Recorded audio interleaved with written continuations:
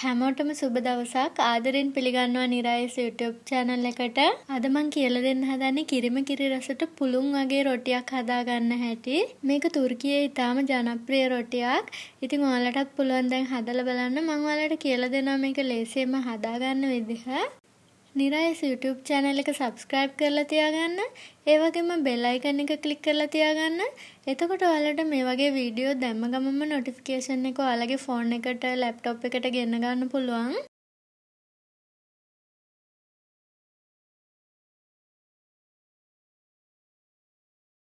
East gram 10කුයි සීනි gram 10කුයි ඕන වෙනවා. ඊස්ට් ග්‍රෑම් 10ක් කියන්නේ තේ හැන්දෙන් කපලා දෙකක්. එතකොට සීනි ග්‍රෑම් 10ක් කියන්නේ ඔයාලට තේ හැන්දෙන් පුරවලා දෙකක් ගන්න පුළුවන්. ඒ වගේම අපිට ලුණු ඕන වෙනවා. ලුණු ග්‍රෑම් 8ක් වගේ ඕන වෙන්නේ. ඔයාලා තේ හැන්දෙන් එකක් දාගන්න. මෙතන තියෙනවා පිරිසිදු පොල් තෙල් වලින් මේස හැන්දි 3ක් අරගෙන ඔයාලට පුළුවනි බටර් මේස හැන්දි 3ක් අරගෙන දිය කරලා ගන්නත්. ඒ වගේම ඔයාලට පුළුවනි ඔලිව් ඔයිල් තියෙනවා නම් ඔලිව් ඔයිල් තියන අය ඔලිව් ඔයිල් මේස හැන්දි 3ක් ගන්න. පාන් පිටි ග්‍රෑම් 500ක් කිරලා අරගෙන තියෙනවා. මේ පාන් පිටි තඹපේව නෙවෙයි නිකන් එව්වා. අපිට දැන් බෝල් එකක් ඕන වුණා ඩෝ එක අනා ගන්න පහසු එකක් ලොකු එකක් ඕන වෙනවා. ඒකට මම මුලින්ම සීනි ටිකයි ඊස්ට් ටිකයි දාගන්නවා. ඊට පස්සේ මං ගිහින් අරගෙන එනවා මද රස්නෙන් කිරි. මං අරන් තියෙන්නේ ෆ්‍රෙෂ් මිල්ක්. ඔයාලට ලොන්ග් ලයිෆ් මිල්ක් ඒ කියන්නේ කල් කිරි. එතකොට නැති කට්ටියට පිටි කිරි දිය කරලා ගන්න පුළුවන්. දැන් මං ඒ භාජනයේටම දාගෙන එනවා මද රස්නේ උණු වතුර මිලිලීටර් 160ක්. ඒකත් මම මේ කිරියකටම දාගන්නවා. දැන් මේ ටික හැන්දක් අරන් කලවම් කරන්න ඕනේ. ඒ කියන්නේ විනාඩියක් විතර මේ විදිහට හැන්දෙන් කරකවන්න. ඊට පස්සේ මේක පිඟානේ වහලා විනාඩි 10ක් තියෙන්න ඕනේ. ඊස්ට් එක ඇක්ටිව් වෙන්න එතකොට. ලංකාවේ සමහර අය හිතන් ඉන්නවා මේ ඊස්ට් කියන්නේ කෘත්‍රිම රසකාරකයක් කියලා. නැහැ, ඊස්ට් කියන්නේ පිපුම්කාරකයක්. අපි මුදවාපු කිරි හදනකොට මුහුන් දානවනේ. ඒ මුහුන් එකේ ඉන්නේ අපිට හිතකර බැක්ටීරියාවක්. ඊස්ට් එකේ ඉන්නේ අපිට හිතකර දිලීරයක්. විනාඩි 10කට පස්සේ මම එකට පිටි 500 එකතු කරගන්නවා. ලුණු ටිකත් එකතු කරගන්නවා. දැන් මේක මම මේ හැන්දෙන්ම පොඩ්ඩක් කලවම් කරනවා.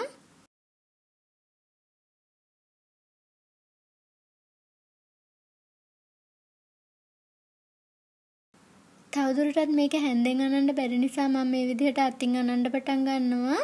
ඔයාලා මේ විදිහට එක කුලියකටම වගේ අනා ගන්න.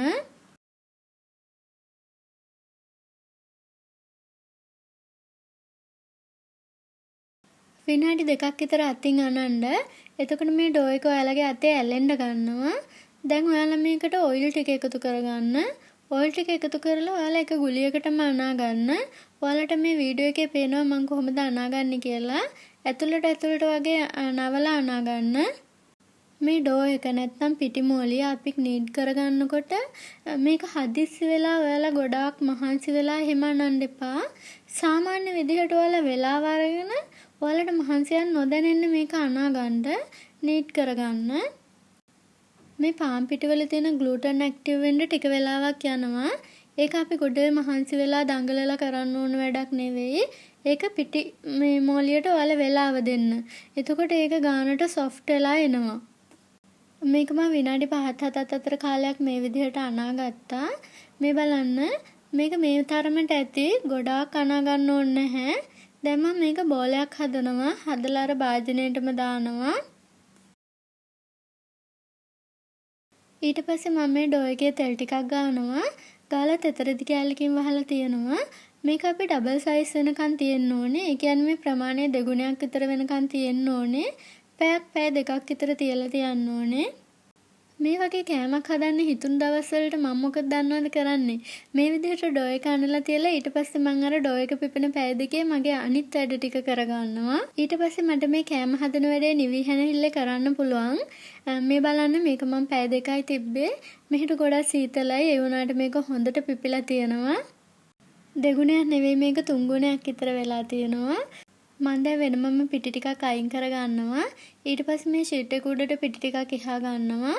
මේ තියෙන්නේ පාන් බනිස් පීසා වගේ දේවල් හදනකොට පාවිච්චි කරන ෂීට් එකක්. මම දැන් මේ විදිහට මේ ඩෝ එක අයින් කරගන්නවා මේ භාජනෙන්. දැන් මම මේ රොටි හදනවා. මේ රොටි 6ක් මේකෙන් හදා ගන්න පුළුවන්. ඒ වගේ වෙලාවට මට ඒ රොටි 6ම එක ගානකට ගන්න මේක උදව් වෙනවා. ඉතින් මේ දැන් මම මේක උඩට දා ගන්නවා මේ ඩෝ එක අරගෙන බලන්න මේක හොඳටම පිපිලා තියෙන්නේ. මේක පුළුන් වගේ පිපිලා තියෙනවා. මම දැන් මේ විදිහට මේ ඩෝ එක පොඩ්ඩක් තුනී කර ගන්නවා. ඊට පස්සේ මේක එක සමාන කෑලි 6කට බෙදා ගන්න ඕනේ. මේ විදිහට මම කොටස් 6කට බෙදා ගන්නවා. මේ බලන්න දැන් මේක මේ වගේ බෝලයක් වගේ හදලා තියාගන්න ඕනේ. ඔයාලට මේ වීඩියෝ එකේ පේනවා මේ කොටස් ඇතුළට නවලා ඊට පස්සේ අතින් පොඩ්ඩක් යට කොටස මිරිකලා තමයි මේ බෝලේ මේ විදිහට ලස්සනට ගන්නෙ.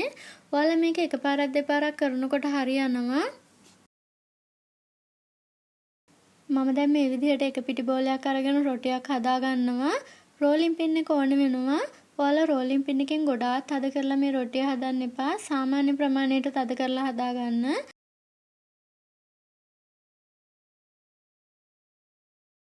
මම දැන් මේක අරගෙන යනවා. මේ පෑන් එක රත් වෙලා තියෙන්නේ. මම ඊට පස්සේ මේක දාගන්නවා මේ පෑන් එකට. ගින්දර තියෙන්නේ සාමාන්‍ය ගින්දරේ.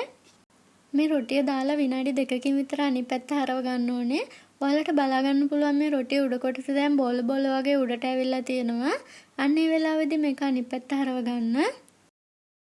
මේ උඩින් තියෙන දැන් පෑන් එකේ අපි පළවෙනියට දාපු පැත්තනේ. ඒක මම ආයෙ පොඩ්ඩක් දානවා. දාලා ගින්දර පොඩ්ඩක් වැඩි කරනවා. එතකොට බලන්න මෙන්න මේ විදිහට මේ රොටිය පිම්බිලා එනවා.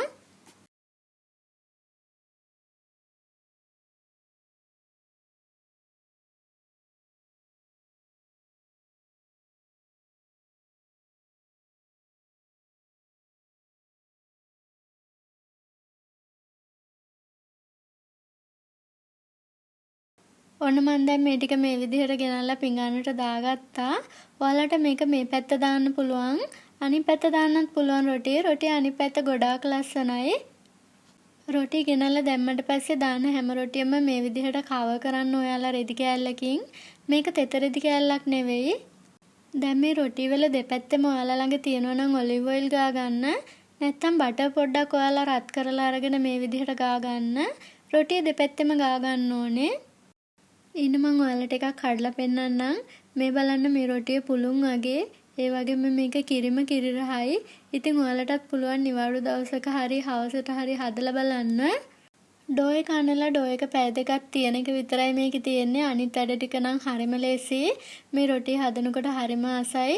ඒ වගේම ගොඩාක් මහන්සි වෙලා මේ රොටිය මේ රෝලින් පින් එකෙන් තුනී කර ගන්න ඕනේ. මේක පිච්චෙන්න ගොඩාක් වෙලා යන්නේ. ඒ වගේ බොහොම පහසු ගතියක් තියෙනවා. ගොඩක් වෙලාවට අපි මෙහි පාටි වලටත් මේ වගේ රොටි තමයි තියන්නේ. ඉතින් ඔයාලටත් පුළුවන් හදලා බලන්න. හදලා බැලුවොත් මගේ කමෙන්ට් තීරුවේ කමෙන්ට් එකක් දාන්න. ඒ වගේම මේක ඔයාගේ Facebook එකේ යාළුවොත් එක්ක ෂෙයා කරගන්න කියලා ඉල්ලනවා. ඉතින් තවත් වටිනා වීඩියෝ එකකින් හමු වෙමු. ඔයාලා හැමෝටම ස්තුතියි.